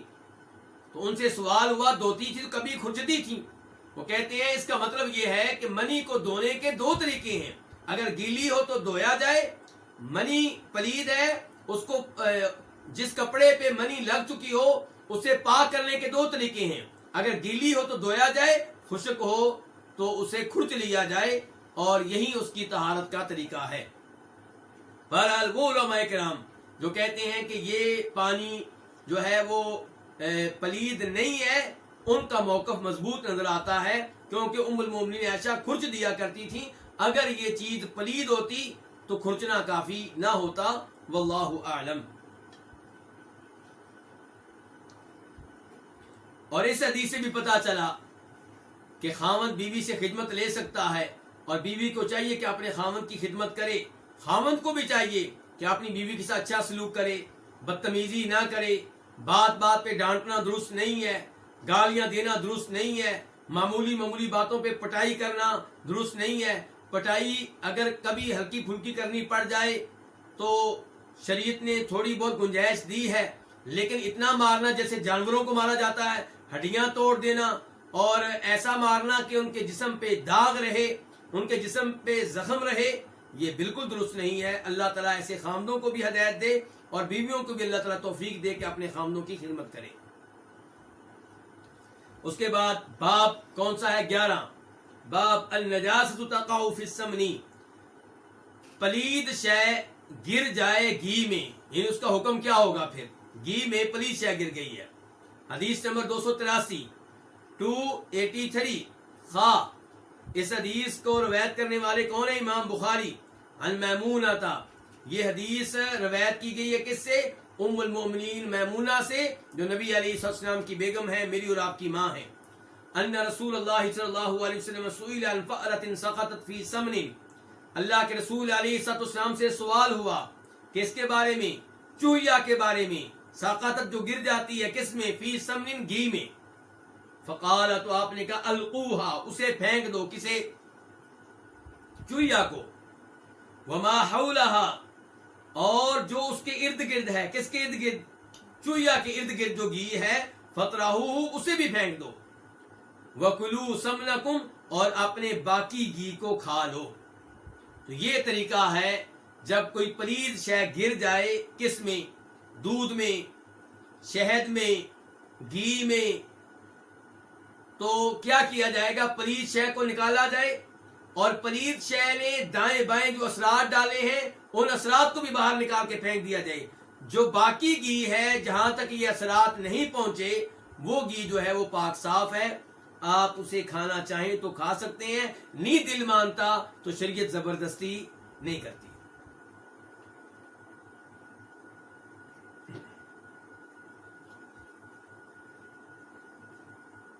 باب نمبر 12، کیا باب ہے؟ باب طہارت جلود المیتۃ بالدباغ، مردار کے چمڑے کو، مرے ہوئے جانور کے چمڑے کو پاک کرنا، کیسے؟ بالدباغی، رنگنے کے ساتھ۔ دباغت یہ بہت سے لوگ جانتے ہوں گے، کچھ لوگ نہیں جانتے ہوں گے کہ جب ہم قربانی کریں گے بھی چند دنوں بعد، تو چمڑا اسے جو ماہرین ہیں وہ اسے صاف کر لیتے ہیں، نمک وغیرہ لگا کر اس سے گندگی کو دور کر لیتے ہیں، تو وہ استعمال کے قابل ہو جاتا ہے۔ تو یہ اللہ کے رسول بتا رہے ہیں کہ چاہے جانور مرا ہوا ہو، گائے مر گئی، آپ اسے ذبح نہیں کر سکے، وہ مردار ہو گئی، بھینس مر گئی، مردار ہو گئی، بکری مر گئی، مردار ہو گئی، آپ اس کے چمڑے کا کیا حکم ہے؟ کیا اس سے فائدہ اٹھا سکتے ہیں؟ تو باب ہے کہ مرے ہوئے جانور کے چمڑے طہارتن، وہ پاک ہوں گے، بالدباغی، رنگنے سے، اگر ان کو رنگ لیا جائے، صاف کر لیا جائے تو پاک ہو جائیں گے۔ حدیث نمبر 284، 284 قاف، اس حدیث کے روایت کرنے پہ اتفاق ہے کس کا؟ امام بخاری کا اور امام مسلم کا۔ عن ابن عباس رضی اللہ عنہما قال، جناب عبداللہ ابن عباس سے روایت ہے، وہ کہتے ہیں وجد النبی صلی اللہ علیہ وسلم شاة میتۃ، کہ نبی علیہ الصلوۃ والسلام نے ایک مردہ بکری کو پایا، آپ نے دیکھا کہ بکری پڑی ہوئی ہے مردہ، اعطیتھا مولاۃ لمیمونہ، جو دی گئی تھی میمونہ رضی اللہ عنہا کی آزاد کردہ لونڈی کو۔ کہاں سے دی گئی تھی؟ من الصدقہ، صدقہ میں سے، انہیں صدقہ کے طور پہ ملی تھی، اور وہ مردار ہو گئی، مر گئی ذبح کے بغیر، اور اس کو لوگوں نے باہر پھینک دیا، باہر پڑی ہوئی تھی۔ قال النبی صلی اللہ علیہ وسلم، تو نبی علیہ السلام نے فرمایا هل انتفعتم بجلدها، کہ تم لوگوں نے اس کی جلد سے، اس کے چمڑے سے فائدہ کیوں نہیں اٹھایا؟ قالوا، لوگوں نے کہا انہا میتہ، یہ مردار ہے، یعنی کہ مردار تو حرام ہوتا ہے، تو اس کے چمڑے سے فائدہ کیسے اٹھاتے؟ قال، تو آپ نے فرمایا انما حرم اکلها، سوائے اس کے نہیں، اس کا کھانا حرام ہے، یعنی کہ اس کا گوشت کھانا حرام ہے، اس کے چمڑے سے فائدہ اٹھا سکتے ہیں، اگر اس کے چمڑے کو رنگ لیا جائے، پاک صاف کر لیا جائے مخصوص طریقے سے، تو چمڑا اس کا استعمال کرنا جائز ہوگا، اس سے فائدہ اٹھانا جائز ہوگا۔ حدیث نمبر 285 میم، اس حدیث کو روایت کرنے والے کون ہیں؟ امام مسلم۔ عن عبداللہ ابن عباس رضی اللہ عنہما قال، عبداللہ ابن عباس سے روایت ہے، وہ کہتے ہیں سمعت رسول اللہ صلی اللہ علیہ وسلم یقول، میں نے نبی علیہ الصلوۃ والسلام سے سنا، آپ کہہ رہے تھے اذا دبغ الإهاب فقد طهر، کہ جب مردار کے چمڑے کو دباغت دے دی جائے، رنگ لیا جائے، فقد طہر، تو یقیناً وہ پاک ہو جاتا ہے۔ تو اس میں پہلی حدیث کے مفہوم کی تاکید ہے، جو وہاں پہ وضاحت تھی وہی وضاحت یہاں پہ آئی ہے کہ الإهاب، مردار کا چمڑا، دبیغا اسے رنگ لیا جائے، دباغت دے لی جائے، فقط طہورا جو یقیناً وہ پاک ہو جاتا ہے۔ حدیث باب نمبر 13، باب حکم الکلبی، کتے کا حکم۔ 286 286 قاف، اس حدیث کے روایت کرنے پہ اتفاق ہے کس کا؟ امام بخاری کا اور امام مسلم کا۔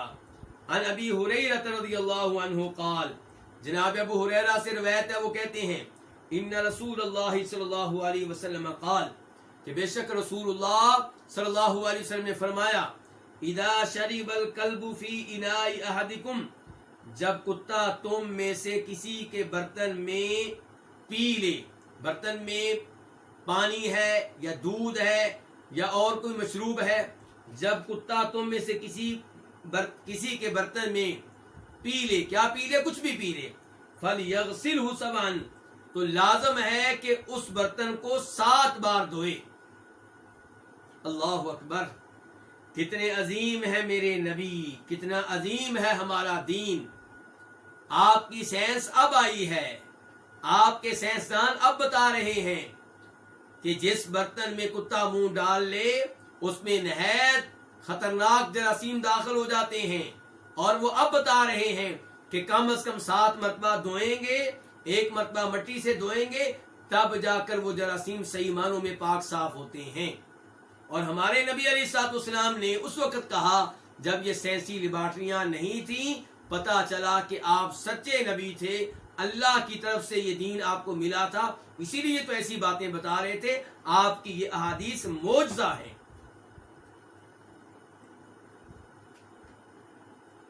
اور یہاں پہ یہ بھی بتا دوں کہ ہمارے حنفی علماء کرام یہ کہتے ہیں کہ برتن کو 3 دفعہ دھو لینا کافی ہوگا، لیکن ان کا یہ موقف اس صحیح حدیث کے خلاف ہے۔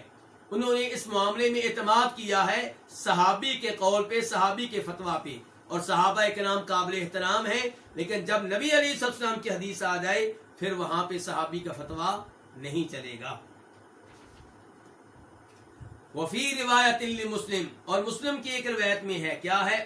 طہور اناء احدکم، تم میں سے کسی ایک کے برتن کی طہارت یوں ہوگی، یعنی کہ تم میں سے کسی ایک کے برتن پاک ایسے ہوگا، کیسے ہوگا اور کب پاک، یعنی کہ ہوا کیا اس کو؟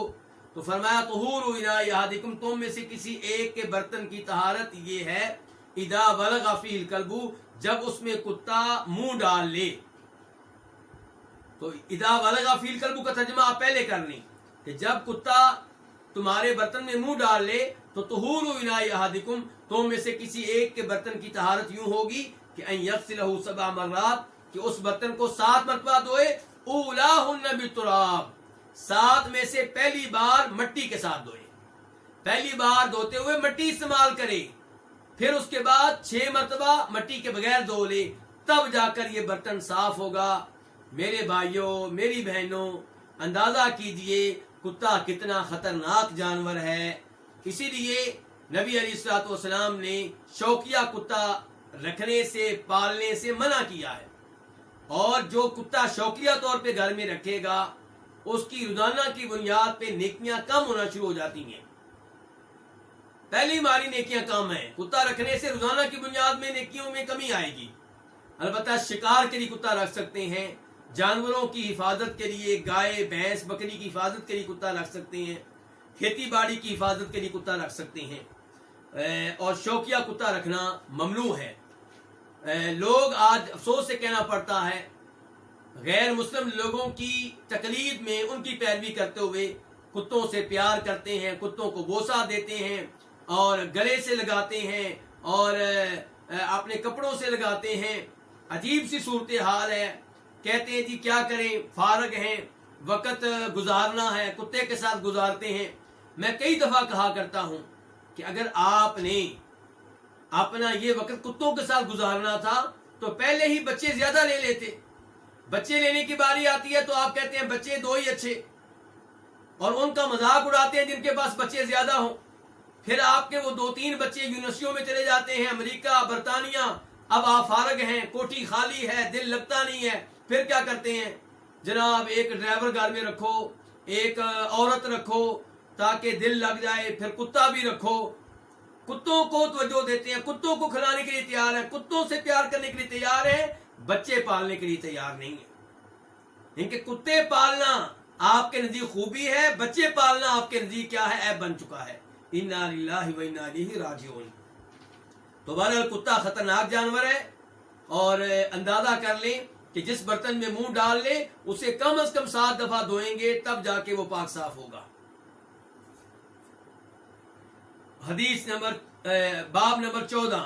باب کیا؟ باب الارض یصیبها البول. یہ باب اس زمین کے بارے میں ہے جس پہ پیشاب واقع ہو, یعنی کہ زمین کیسے پاک صاف ہوگی جس زمین پہ پیشاب کسی نے کر دیا ہے. تو کہتے ہیں اس بارے میں حدیث آپ دیکھیں, حدیث نمبر 375. یہ حدیث آئے گی صفحہ نمبر 180 پہ, 180 پیج پہ یہ آئے گی.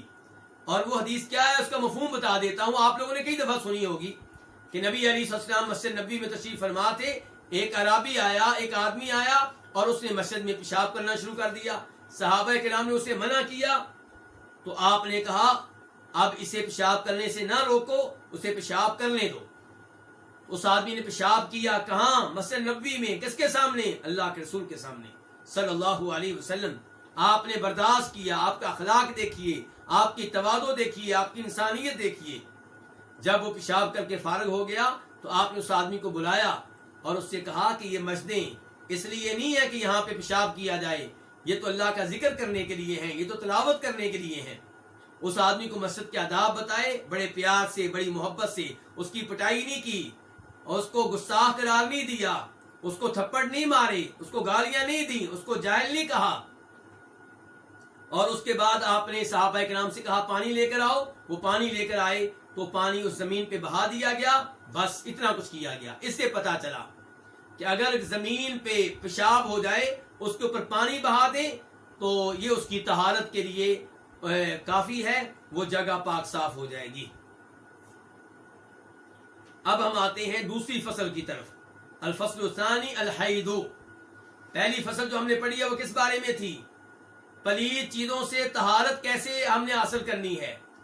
پلید چیز کسی جگہ پہ لگ گئی ہے, اس جگہ کو, اس کپڑے کو, اس جسم کو پاک صاف کیسے کرنا ہے.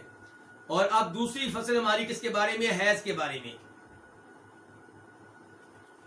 حیض کس کو کہتے ہیں کئی لوگ نہیں جانتے ہوں گے. حیض وہ خون ہے جو کسی بھی جوان عورت کو ہر مہینے میں 5 دن یا 6 دن یا 7 دن یا 8 دن آتا ہے. ہر عورت کا معاملہ دوسری عورت سے مختلف ہے, اور یہ خون عورت کے جوان ہونے کی نشانی ہے. اور جس عورت کو حیض نہ آئے لوگ اس کا علاج کرواتے ہیں. کیوں؟ کیونکہ حیض آئے گا تو بچے پیدا ہونے کی امید ہے, حیض نہیں آئے گا تو گڑبڑ کی علامت ہے. اور حیض آنا بند ہو جائے اس کا مطلب یہ بھی ہو سکتا ہے کہ عورت بوڑھی ہو گئی ہے, اور حیض آنا شروع نہیں ہوئے اس کا مطلب یہ ہے کہ عورت ابھی بالغ نہیں ہوئی. تو یہ ہے حیض. اور ایک ہوتا ہے استحاضہ. فرق بتانا چاہتا ہوں, استحاضہ جو ہے وہ بیماری ہے, حیض بیماری نہیں ہے. اگرچہ لوگ بیماری اس کو کہہ دیتے ہیں, بیماری نہیں ہے, یہ تو عورت کے جوان ہونے کی علامت ہے. استحاضہ بیماری ہے.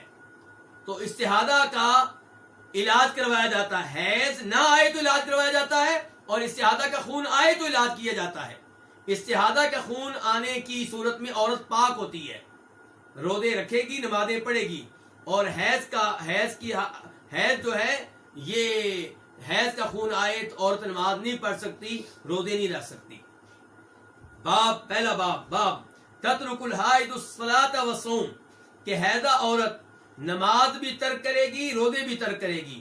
یعنی کہ حیضہ عورت حیض کی حالت میں نہ نمازیں پڑھے گی نہ روزے رکھے گی. حدیث نمبر 287 287 قاف.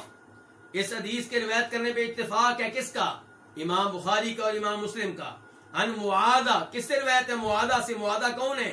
معاذہ بنت عبداللہ العدویہ.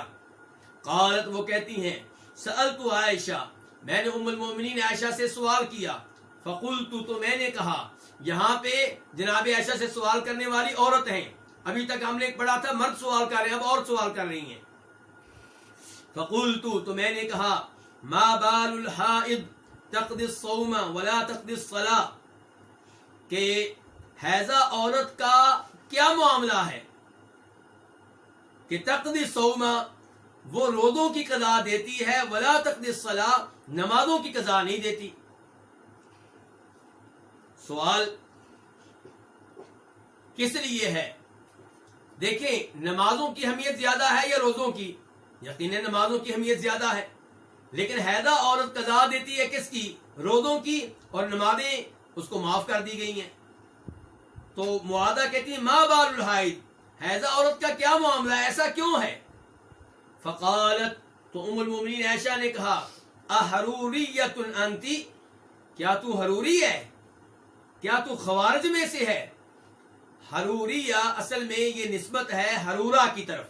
حرورہ ایک گاؤں تھا کوفہ میں، وہاں سب سے پہلے جمع ہوئے تھے خارجی لوگ جنہوں نے جناب علی کے خلاف بغاوت کا اعلان کیا تھا اور انہیں اور صحابہ کرام کو کافر قرار دیا تھا۔ یہ اپنے آپ کو بہت نیک سمجھتے تھے، تلاوت کرتے، تہجد پڑھتے، شریعت پہ سختی کے ساتھ عمل کرتے تھے، لیکن جناب علی کو کافر قرار دیا۔ کیوں؟ کہ آپ نے امیر معاویہ کے ساتھ صلح کرنے کے لیے چند لوگ مقرر کیے ہیں، جبکہ اللہ تعالیٰ کہتے ہیں ان الحکم الا للہ، کہ فیصلہ کس کا چلے گا، حکم کس کا چلے گا؟ اللہ کا، اور آپ نے لوگوں کو سپرد کر دیا ہے یہ معاملہ۔ اب یہ ان کی غلطی تھی، کیونکہ حکم تو اللہ کا چلے گا، لیکن حکم نافذ کون کرے گا؟ بندے کریں گے۔ اللہ کا حکم کیا ہے؟ قرآن۔ اللہ کا حکم کیا ہے؟ نبی اسلام کی حدیث۔ اب انہیں نافذ کرنے والے کون ہوں گے؟ لوگ ہوں گے، انسان ہوں گے۔ تو انہوں نے کہا جی حکم تو اللہ کا چلے گا، اور آپ نے حکم مردوں کے سپرد کر دیا، ان مردوں کو آپ نے اللہ کا شریک بنا دیا، کافر ہو گئے۔ اور بھی کئی اعتراض کیے تھے۔ تو ان کو خارجی کہا جاتا ہے، خروج کرنے والے، مسلمانوں پہ تلواریں چلانے والے۔ صحابہ کرام کو ان ظالموں نے قتل کیا ہے، حالانکہ اپنے آپ کو نیک کہتے تھے۔ یہ ایسے ہی ہے جیسے اس زمانے میں کئی لوگوں نے جہاد کے نام پہ فساد کیا اور مسلمان افواج پہ حملے کیے، بلکہ غیر مسلم سفیروں پہ حملے کیے، سفارتی عملے پہ حملے کیے، اور ان لوگوں پہ حملے کیے جو مسلمان ممالک میں ویزا لے کر داخل ہوئے تھے۔ ایسا پاکستان میں ہوا، سعودیہ میں ہوا، جزائر میں ہوا، مصر میں ہوا۔ یہ سب کچھ غلط ہے، اس کو جہاد نہیں کہتے، یہ فساد ہے۔ اگرچہ ایسا کرنے والے بہت نیک ہوں، اور اسی لیے لوگوں کو دھوکہ لگ جاتا ہے۔ داعش سے لوگوں کو دھوکہ لگا، تو ایسے لوگ یعنی کہ جناب علی کے زمانے میں وجود میں آ چکے تھے۔ تو ام المؤمنین اور یہ لوگ، ہاں ان کا ایک اور معاملہ تھا، کیا؟ یہ قرآن پہ سختی سے عمل کرنے والے تھے، اور جس حدیث کے بارے میں سمجھتے تھے کہ وہ قرآن کے خلاف ہے، اس حدیث کو ماننے سے انکار کر دیتے۔ دوسرے لفظوں میں یہ منکرین حدیث بھی تھے، حالانکہ قرآن میں اور صحیح حدیث میں کبھی بھی تضاد نہیں ہوتا۔ مسئلہ ہماری عقل کا ہوتا ہے، ہماری عقل کمزور ہے، ہمیں سمجھنے میں مشکل پیش آ رہی ہوتی ہے، اور ہم جلدی سے دعویٰ کر دیتے ہیں قرآن و حدیث میں ٹکراؤ ہو گیا، اور قرآن اوپر ہے حدیث نیچے ہے، قرآن کو لے لیں گے، حدیث کو پھینک دیں گے۔ اور ایسا لوگوں نے بہت سے مقامات پہ کیا۔ مثال کے طور پہ حدیث کہتی ہے، بخاری کی حدیث ہے، اس آدمی کی نماز نہیں ہے جو سورہ فاتحہ نہ پڑھے۔ اس کا مطلب ہے ہر نماز کی ہر رکعت میں سورہ فاتحہ پڑھنا واجب ہے، ضروری ہے، لازم ہے، نماز کے ارکان میں سے کوئی رکن ہے، ورنہ نماز نہیں ہوگی۔ لوگوں نے کیا کہا جی قرآن میں آیا کہ خاموش رہیں جب قرآن کی تلاوت کی جائے، اور حدیث کہہ رہی ہے فاتحہ پڑھی جائے، قرآن کو لے لیں، حدیث کو چھوڑ دیں۔ حالانکہ دونوں میں کوئی تضاد نہیں ہے، جب بھی تلاوت ہو سننی چاہیے، لیکن امام کے پیچھے سورہ فاتحہ پڑھنی چاہیے۔ سورہ فاتحہ کے بعد امام تلاوت کرے، وہ خاموشی سے سنے، قرآن کے اوپر بھی عمل ہو جائے گا، حدیث کے اوپر بھی عمل ہو جائے گا۔ تو یہاں پہ دیکھیے، یہ اس عورت نے تعجب کا اظہار کیا، تو جناب عائشہ نے کہا حروریت نانتی، کیا تو حروری ہے، تو خارجی ہے، خوارج میں سے ہے؟ قلت، تو میں نے کہا، کون کہہ رہی ہے؟ معاذہ کہہ رہی لست بحروریہ، میں حروری بالکل نہیں ہوں، میں خوارج میں سے بالکل نہیں ہوں، ولکنی اصل، لیکن میں تو سوال کر رہی ہوں، میں علم لینا چاہتی ہوں، میں کوئی اعتراض نہیں کر رہی۔ اس سے پتا چلا کہ شریعت پہ اعتراض کرنا غلط ہے، ویسے آپ پوچھ سکتے ہیں پیاروں محبت سے کہ شریعت نے یہ حکم دیا ہے، اس میں کیا حکمت ہے؟ مثال کے طور پہ آپ کہتے ہیں جی شریعت کہتی ہے کہ جو دین اسلام ترک کر دے، مرتد ہو جائے، اس کو قتل کیا جائے۔ اب موجودہ زمانے میں غیر مسلم اس کے اوپر شدت سے اعتراض کرتے ہیں، اور جو نوجوان دین کا گہرا علم نہیں رکھتے وہ پریشان ہو جاتے ہیں۔ تو کسی مولوی صاحب کے پاس جا کے آپ پیاروں محبت سے پوچھ سکتے ہیں کہ مولانا صاحب مجھے بتائیں اس میں کیا حکمت ہے تاکہ میں کافروں کا منہ بند کر سکوں۔ لیکن اعتراض کے انداز میں پوچھنا، اس سے تو انسان ویسے ہی کافر ہو جاتا ہے کہ آپ اللہ کے دین کی کسی ایک بات پہ اعتراض کریں، انسان کافر ہو جاتا ہے۔ اگرچہ ہم نام لے کر اسے کافر نہیں کہیں گے، لیکن عمومی طور پہ کہیں گے کہ جو ایسی حرکت کرے گا وہ کافر ہو جائے گا۔ تو اس لیے یہ کہہ رہی ہیں معاذہ کہ میں خارجیوں میں سے بالکل نہیں ہوں، میں حروری نہیں ہوں، ولیکنی اصل، لیکن میں تو سوال کر رہی ہوں، ان کے معلومات لینا چاہتی ہوں۔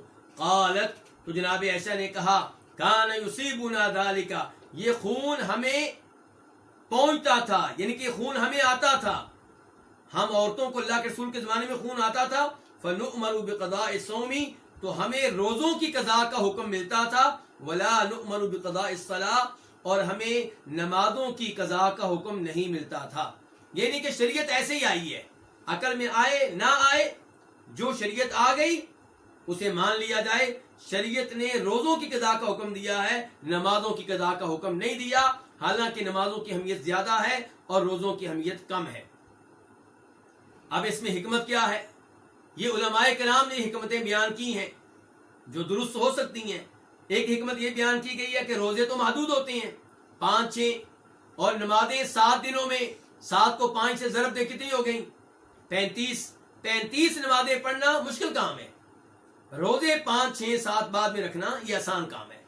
تو شریعت نے مشکل میں نہیں ڈالا اور روزے رکھنے کا حکم دے دیا۔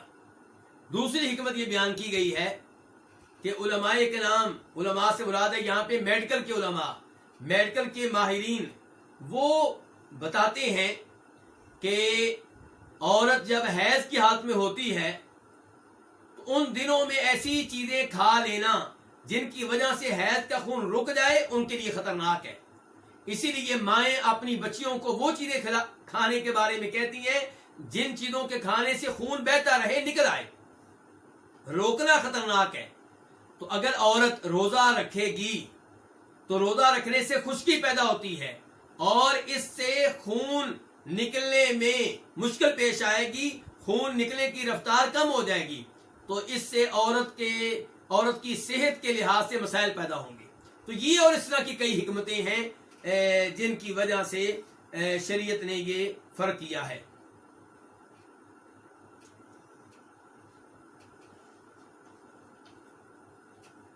تو بہرحال اس حدیث سے کیا پتا چلا کہ حیض کے دنوں میں عورت نہ نمازیں پڑھے گی نہ روزے رکھے گی، لیکن روزوں کی قضا دے گی اور نمازوں کی قضا نہیں دے گی۔ اور یہ چیز کہاں سے ثابت ہوئی ہے؟ یہ احادیث سے ثابت ہوئی ہے، اور ہم احادیث پہ بھی ایمان لاتے ہیں جیسا کہ قرآن پہ ایمان لاتے ہیں۔ خارجی لوگ کیا کہیں گے؟ خارجیوں میں سے ایک گروہ ہے جو کہتا ہے کہ نمازوں کی قضا بھی ضروری ہے، جو حیض کے دنوں میں نمازیں چھوڑی گئی ہیں ان کی قضا دینا بھی ضروری ہے، کیونکہ قرآن کہتا ہے کہ نمازیں پڑھو، قرآن نے نمازیں معاف نہیں کی۔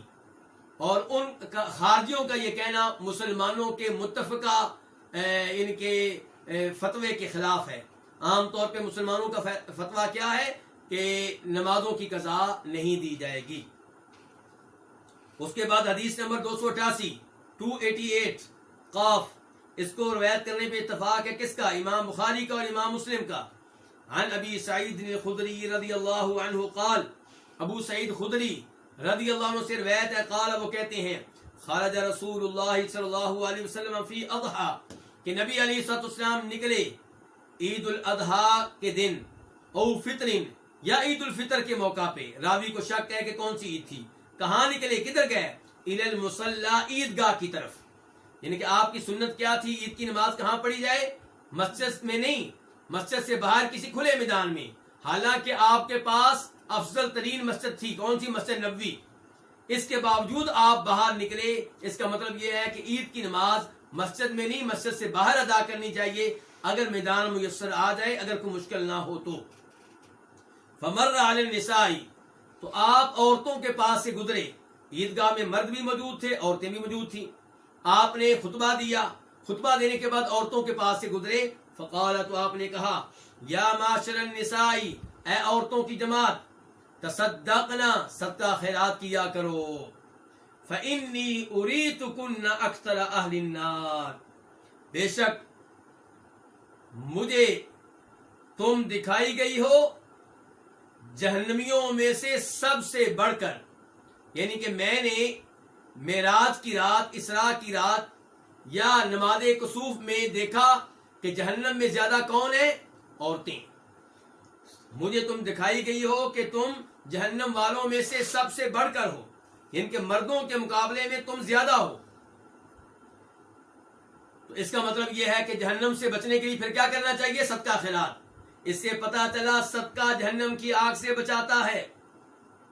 فقلنا، تو عورتیں کہنے لگیں، وبما یا رسول اللہ، کس لیے اللہ کے رسول؟ باسببیہ ہے، کس لیے اللہ کے رسول؟ ان کے ایسا کیوں ہے کہ عورتیں جہنم میں زیادہ کیوں، کس لیے؟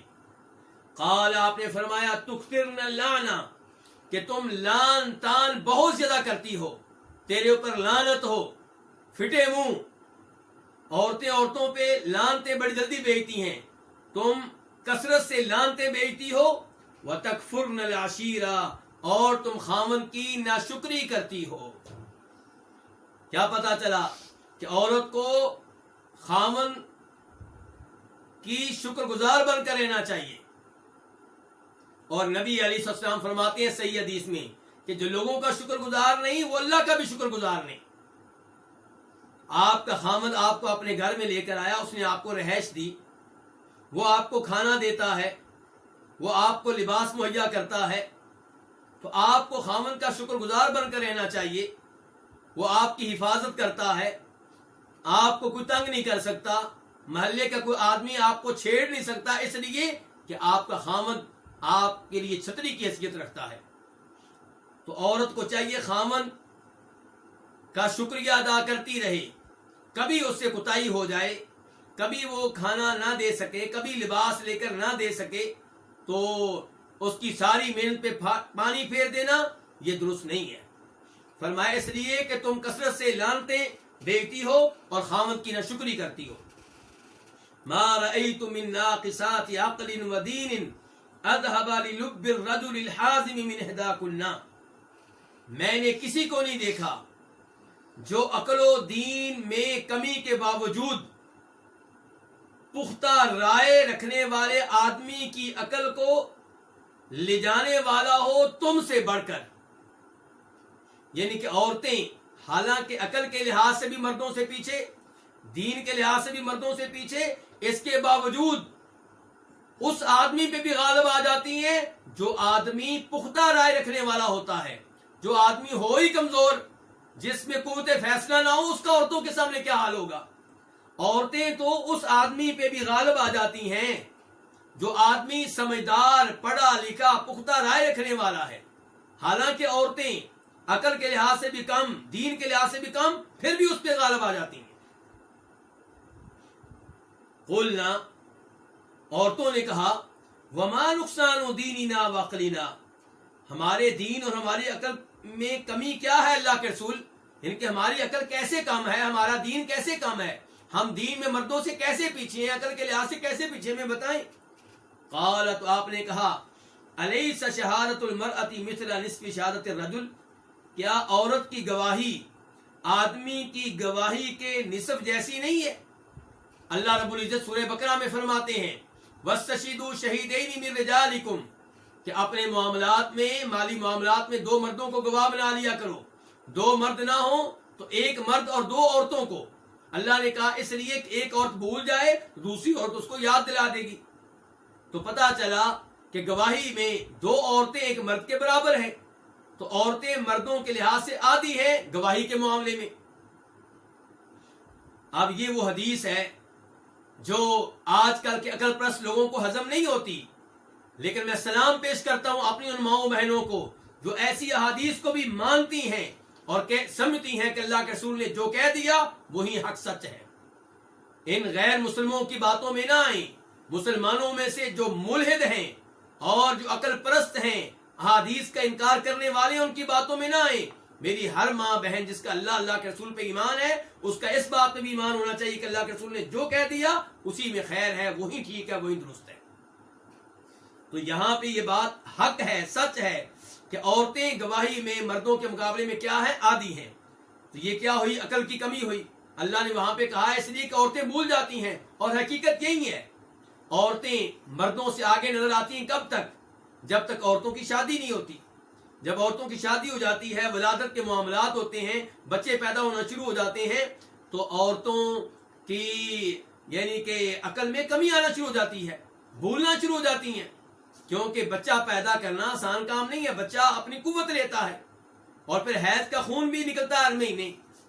تو اس لحاظ سے عورتیں آہستہ آہستہ عقل کے لحاظ سے مردوں سے پیچھے ہو جاتی ہیں. قلنا، عورتیں کہنے لگی بلا، کیوں نہیں، آپ کی بات صحیح ہے. دیکھیے کتنی عظیم عورتیں ہیں. آج کل کی عورتیں انگلش کے 2 حروف پڑھ کے سمجھتی ہیں کہ ہم بہت آگے نکل گئی ہیں. صحابہ اکرام کی بیویاں جن سے بڑھ کر عظیم کوئی نہیں ہوگا، انہوں نے اعتراض نہیں کیا، فوراً اللہ کے رسول سے کیا کہا؟ بلا، بالکل آپ کی بات صحیح ہے، واقعی ہم گواہی میں مردوں کے مقابلے میں عادی ہیں.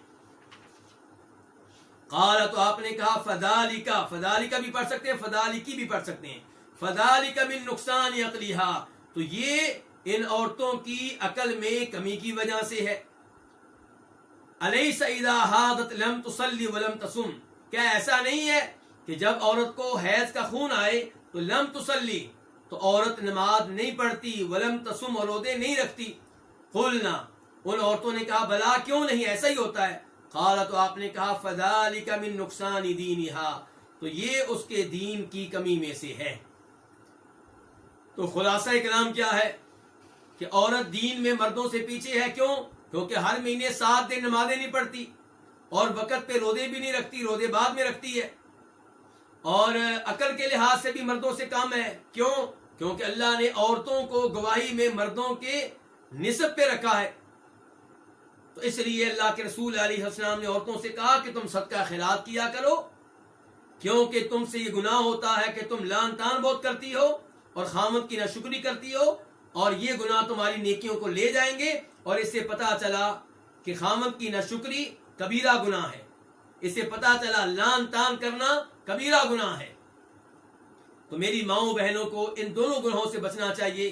اپنے خامد کو راضی رکھیں تاکہ رب راضی رہے، اپنی خامد کی شکر گزار رہیں تاکہ رب کی شکر گزار بندیاں بن سکیں اور اللہ تعالیٰ کی خوشنودی حاصل کر سکیں. اسی میں خیر ہے. موجودہ زمانے کے فتنوں سے بچیں اور یہ دعا کیا کریں، ربنا لا تزغ قلوبنا بعد اذ ہدیتنا وہب لنا من لدنک رحمہ.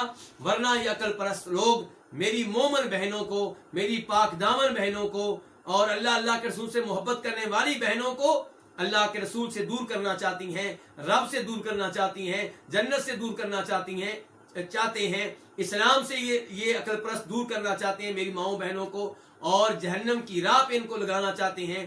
ان کو چاہیے کہ اپنے آپ کو دین کے قلعے میں، دین کے حصار میں بند کر لیں اور ان گمراہ لوگوں کی باتیں کو نہ سنا کریں، اور اپنی ان بچیوں کو جو کالجوں میں پڑھ رہی ہیں، یونیورسٹیوں میں پڑھ رہی ہیں، اور آپ کے بچے، ان کو بھی ان فتنوں سے بچائیں، ابھی سے خبردار کریں. اسکولوں کالجوں میں یہ فتنہ اپنے عروج پہ ہے اور ہماری نوجوان نسل کو تباہ و برباد کر رہا ہے. اللہ رب العزت میرے اور آپ کے ایمان کی حفاظت فرمائے، میری اولاد اور آپ کی اولاد کے دین اور ایمان کی حفاظت فرمائے. اللہ تعالی ہم سب کو جب موت دے ایمان، اسلام و توحید پہ دے. ہمیں اپنے بچوں کی تعلیم و تربیت قرآن و حدیث کے مطابق کرنے کی توفیق دے. ان احادیث کو سیکھیں، دوسرے لوگوں کو بھی ترغیب دیں، جو دورے میں شریک نہیں ہیں ان کو بھی رغبت دیں. کیونکہ جنہوں نے پہلی حدیث نہیں پڑھی اس کا مطلب یہ نہیں کہ بعد والی حدیث نہیں پڑھ سکتے. ہر حدیث اپنی جگہ پہ مستقل ہے. جو پہلے دورے میں شریک نہیں ہیں اب ان کو دورے میں شریک کریں. اللہ رب العزت یہ تمام احادیث خیر و سلامتی کے ساتھ، اخلاص کے ساتھ اپنی رضا کے لیے پڑھنے کی توفیق دے. وآخر دعوانا ان الحمد للہ رب العالمین.